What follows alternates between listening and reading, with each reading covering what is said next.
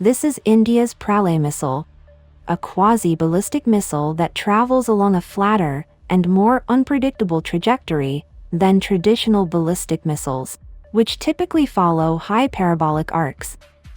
This unique flight path makes it significantly harder for radar and missile defense systems to detect and intercept, while also giving it the ability to perform complex, in-flight maneuvers to avoid enemy air defenses. Pralay uses fins and control surfaces to dynamically adjust its trajectory and can achieve hypersonic speeds above Mach 5 during its terminal phase. Designed to penetrate advanced missile defense systems, it combines speed, low-altitude flight, and mid-course maneuverability to counter intercept systems. It may even use decoys to confuse and outmaneuver air defense mechanisms. Pralay stays entirely within the atmosphere, taking advantage of low altitude and depressed trajectories to increase its evasiveness. In many ways, it draws inspiration from systems like Russia's Iskander, offering similar capabilities in range, speed, mobility, terminal phase maneuvering, and guidance systems. The growing popularity of systems like Iskander can be partly attributed to its successful deployment in Ukraine, where it proved highly effective, even challenging some of the most sophisticated Western defenses, including the Patriot air defense system and advanced artillery systems like HIMARS. Recent reports indicate that India is developing an export variant of the Pralay missile, and testing is expected soon. One country that might be interested in this missile is Armenia, as they have expressed interest in it in the past.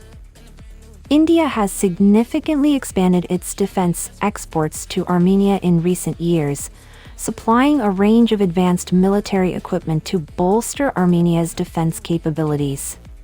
Armenia has already inducted Pinaka multi-barrel rocket launchers, munitions, advanced TOW artillery guns, and anti-drone systems, and is set to receive the Akash-1S air defense missile system soon. However, Pralay's range exceeds what India can export to a non-MTCR country. This is why India must reduce the missile's range to comply with MTCR guidelines.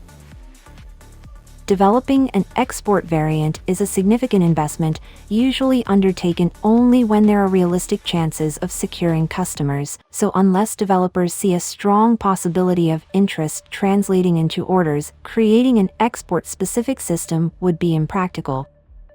India has a clear policy goal of increasing defense exports to $5 billion by 2025. Testing an export variant fits into this strategy, indicating DRDO's confidence in Pralay's appeal in the global market. Even if immediate buyers aren't secured, a successful test would enhance marketing campaigns targeting new markets. India is acquiring 120 of these missiles for its armed forces and plans to deploy them along its borders. If Pralay has been chosen for such critical deployment, it suggests the missile has undergone rigorous testing and has been deemed highly effective for real-world conflict scenarios. Armenia would view this as a strong vote of confidence in Pralay's reliability and combat performance.